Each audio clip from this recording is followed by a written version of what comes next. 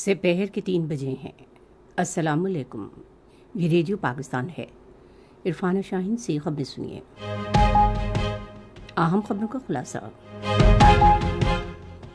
وزیر اعظم نے کرغزستان میں پاکستان کے سفیر کو ہدایت کی ہے کہ پاکستانی طلباء کو بشکیک سے واپس آنے کے لیے تمام ضروری اقدامات کیے جائیں۔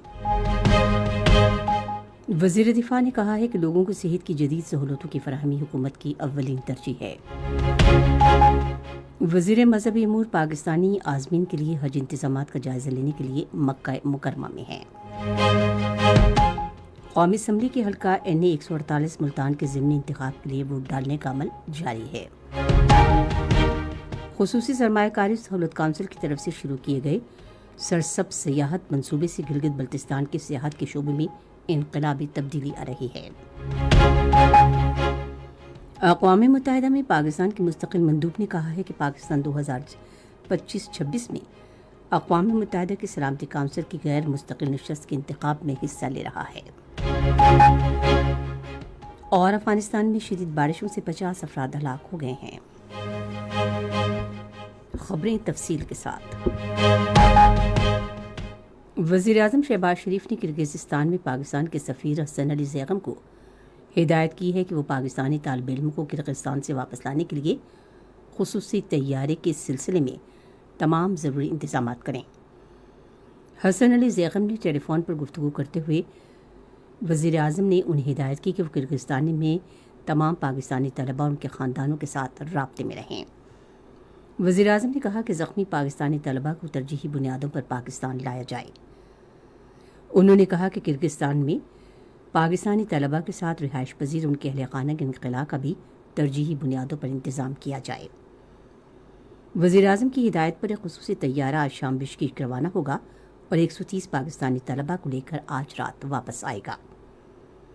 پاکستانی سفیر نے وزیر اعظم کو کرغزستان کے نائب وزیر خارجہ کے ساتھ اپنی ملاقات کے بارے میں بھی آگاہ کیا۔ پاکستانی سفیر کے مطابق کرغز حکومت نے کہا ہے کہ صورتحال کو مکمل طور پر قابو کر لیا گیا ہے اور گزشتہ رات اور آج تشدد کا کوئی واقعہ نہیں ہوا۔ کرغزستان کے نائب وزیر خارجہ نے کہا کہ سیکیورٹی میں اضافہ کر دیا گیا ہے اور پاکستانی اور دوسرے غیر ملکی طلباء بالکل محفوظ ہیں۔ وزیر نے کہا کہ صورتحال معمول پر آنے کے باوجود اگر کوئی پاکستانی طالب علم گھر واپس جانا چاہتا ہو تو اسے ہر قسم کی سہولت فراہم کی جائے گی۔ دفتر خارجہ کی ترجمان ممتاز زہرا بلوچ نے کہا ہے کہ جمہوریہ اطلاعات کے مطابق جمہوریہ کرغزستان میں صورتحال میں بہتری آئی ہے۔ انہوں نے آج ایک بیان میں کہا کہ وزارت خارجہ اور بشکیک میں ہمارا سفارت خانہ تمام طلباء کو سہولیات فراہم کرنے کے لیے سرگرم ہے۔ کسی بھی قسم کی ہنگامی صورتحال یا مدد کے لیے کرغزستان میں پاکستانی سفارت خانے کے نمبروں پر رابطہ کیا جا سکتا ہے۔ نمبر کچھ اس طرح سے ہیں کہ 00996550730550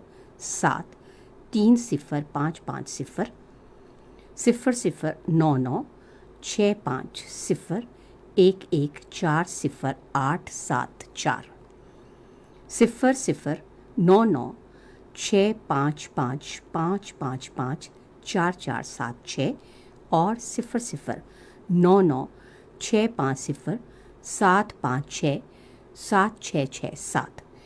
ان کے علاوہ کسی بھی قسم کی مدد کے لیے وزارت خارجہ کے نمبروں 05192031108 اور 051920304 پر رابطہ کیا جا سکتا ہے۔ یہ تمام نمبرز 24 گھنٹے فعال ہیں۔ وزیر دفاع خواجہ آصف نے کہا ہے کہ کلینک آن ویلز منصوبہ لوگوں کو ان کی دہلیز پر صحت کی جدید سہولیات فراہم کر رہا ہے۔ آج سیالکوٹ میں ایک تقریب سے خطاب کرتے ہوئے انہوں نے کہا کہ پاکستان مسلم لیگ نون عوامی خدمت کی سیاست پر یقین رکھتی ہے اور ہماری حکومت لوگوں بالخصوص خواتین کو صحت اور تعلیم کی ضروریات فراہم کر رہی ہے۔ انہوں نے کہا کہ صحت کی جدید سہولیات فراہم کرنا حکومت کی اولین ترجیح ہے۔ وزیر داخلہ محسن نقوی نے آج لاہور میں گارڈن ٹاؤن کے پاسپورٹ دفتر کا معائنہ کیا۔ انہوں نے دفتر کے مختلف شعبوں کا جائزہ لیا جو 24 گھنٹے کھلے رہتے ہیں. انہوں نے اپنی باری کا انتظار کرنے والے کئی شہریوں سے بھی ملاقات کی اور ان سے پاسپورٹ کے حصول کے عمل کے بارے میں دریافت کیا. وزیر داخلہ نے پاسپورٹ آفس کے حکام کو ہدایت کی کہ وہ شہریوں کو مزید سہولیات فراہم کریں. مذہبی امور اور بین المذاہب ہم آہنگی کے وفاقی وزیر صالح حسین پاکستانی حج مشن کے انتظام کا جائزہ لینے کے لیے مکہ مکرمہ پہنچ گئے ہیں. وزیر عمرہ کی ادائیگی کے بعد جاری حج آپریشن کا جائزہ لینے کے لیے پاکستانی حج مشن کا دورہ بھی کریں گے. وزارت مذہبی امور کے ترجمان کے مطابق وزیر سعودی حکام سے ملاقاتوں کے علاوہ خوراک فراہمی کی کمپنیوں اور عازمین حج کی رہائش گاہوں کا بھی دورہ کریں گے. پاکستان میں جاپان کے سفیر متشیرو وادا نے آج لاہور میں وزیر اعلیٰ پنجاب مریم نواز سے ملاقات کی. ملاقات کے دوران دو فریقین نے دو طرفہ تجارت اور سرمایہ کاری بڑھانے کے مواقع پر تبادلہ خیال کیا. انہوں نے پنجاب اور جاپان کے درمیان ثقافتی اور تعلیمی وفود کے تبادلوں کا بھی جائزہ لیا اور طلباء کے لیے فیکلٹی پروگرامز کے فروغ پر اصولی طور پر اتفاق کیا. خصوصی سرمایہ کاری سہولت کونسل کا سب سیاحت کا منصوبہ گلگت بلتستان میں سیاحت کے شعبے میں انقلابی تبدیلی لا رہا ہے. حال ہی میں گلگت بلتستان کی حکومت اور گرین ٹورزم کمپنی نے سیاحت کے فروغ کے لیے ایک معاہدے پر دستخط کیے ہیں. اس معاہدے کے تحت گلگت بلتستان کے 44 خستہ حال سرکاری گیسٹ ہاؤسز کی جدید خطوط پر تزئین و آرائش کی جائے گی. معاہدے میں شامل کیے جانے والے گیسٹ ہاؤسز کئی سالوں سے عوام کی سہولت دینے کے بجائے حکومتی خزانے پر بوجھ تھے. ان گیسٹ ہاؤسز کی تعمیر نو سے نہ صرف علاقے میں سیاحت کے شعبے میں بہتری آئے گی بلکہ روزگار کے مواقع بھی پیدا ہوں گے. یہ خبریں آپ ریڈیو پاکستان سے سن رہے ہیں. قومی اسمبلی کے حلقہ NA 148 ملتان میں ضمنی انتخابات کے لیے ووٹ ڈالنے کا عمل جاری ہے. ہمارے ملتان کے نمائندے کے مطابق پولنگ صبح 8 بجے مقررہ وقت پر شروع ہوئی جو شام 5 بجے تک بغیر کسی وقفے کے جاری رہے گی.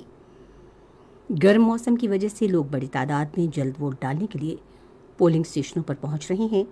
آزادانہ، منصفانہ اور شفاف پولنگ کے لیے سیکیورٹی کے جامع انتظامات کیے گئے ہیں. ووٹ ڈالنے کے لیے مجموعی طور پر 275 پولنگ اسٹیشن اور 953 پولنگ بوتھ قائم کیے گئے ہیں جن میں مردوں کے 485 اور خواتین کے لیے 448 پولنگ بوتھ ہیں. انتخابات میں مجموعی طور پر 4,44,231 اہل ووٹر اپنا حق رائے دہی استعمال کر سکیں گے. سید یوسف رضا گیلانی نے چیئرمین سینٹ کا عہدہ سنبھالنے کے بعد یہ نشست خالی کی تھی. ان کے صاحبزادے سید علی قاسم گیلانی پاکستان پیپلز پارٹی کی طرف سے اور آزاد امیدوار تیمور الطاف ہیں جنہیں سنی اتحاد کونسل کی حمایت حاصل ہے. حلقے میں یہ لوگ اہم امیدوار ہیں. پاکستانی فوج نے گلگت بلتستان کے ضلع گانجا کے گاؤں کارکو میں ایک روزہ مفت طبی کیمپ کا اہتمام کیا. طبی کیمپ میں آرمی میڈیکل کور کے 26 ڈاکٹروں اور طبی عملے نے حصہ لیا. ایک روزہ طبی کیمپ کے دوران 1,500 مریضوں کا علاج کیا گیا جن میں 425 مرد، 627 خواتین اور 363 بچے شامل تھے. طبی کیمپ میں مریضوں کے معمول کا طبی اور دانتوں کا معائنہ بھی کیا گیا اور ECG، لیبارٹری ٹیسٹ، دانتوں کے ایکس رے، چھوٹے آپریشن، طبی دیکھ بھال اور دواؤں کی فراہمی کے علاوہ زخمیوں کی مرہم پٹی بھی کی گئی. علاقے کے لوگوں نے پاک فوج کی خدمات کو سراہا. بھارت کے غیر قانونی زیر قبضہ جموں کشمیر میں بھارتیہ جنتا پارٹی کی حکومت مقامی افراد سے نوکریوں اور املاک چھین رہی ہے اور غیر مقامی افراد کو مختلف ترقیاتی منصوبوں کے ٹھیکے دے رہی ہے جس سے جموں کشمیر کے عوام کو شدید نقصان پہنچا ہے.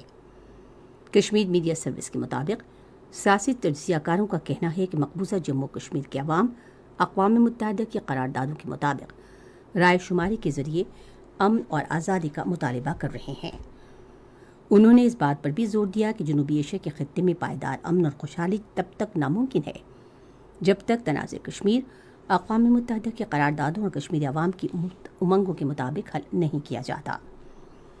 اقوام متحدہ میں پاکستان کی مستقل مندوب منیر اکرم نے کہا ہے کہ پاکستان سال 2025-26 کے لیے اقوام متحدہ کی سلامتی کونسل میں غیر مستقل نشست کے لیے انتخاب لڑ رہا ہے.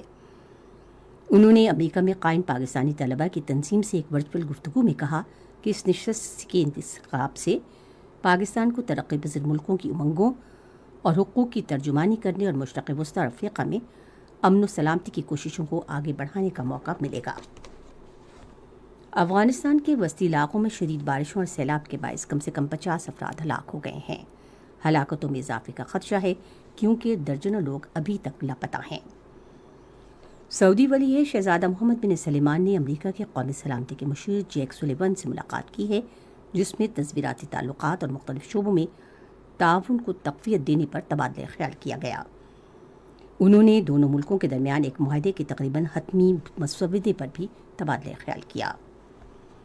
پاکستان اور انگلینڈ کی خواتین کرکٹ ٹیموں کے درمیان تیسرا اور آخری ٹی20 میچ آج ہیڈلنگلے لیڈز میں کھیلا جائے گا۔ میچ پاکستان کے معیاری وقت کے مطابق شام 5 بجے شروع ہوگا۔ انگلینڈ کی ٹیم سیریز 2-0 سے جیت چکی ہے۔ محکمہ موسمیات کی پیشگوئی کے مطابق آئندہ 12 گھنٹوں کے دوران ملک کے بیشتر حصوں میں موسم زیادہ تر گرم اور خشک رہنے، جبکہ وسطی اور جنوبی حصوں میں شدید گرم اور گرد آلود ہوائیں چلنے کا امکان ہے۔ تاہم بالائے خیبر پختونخوا، پنجاب، گلگت بلتستان اور کشمیر میں کہیں کہیں مطلع جزوی طور پر ابرآلود رہنے اور گرج چمک کے ساتھ بارش کا امکان ہے۔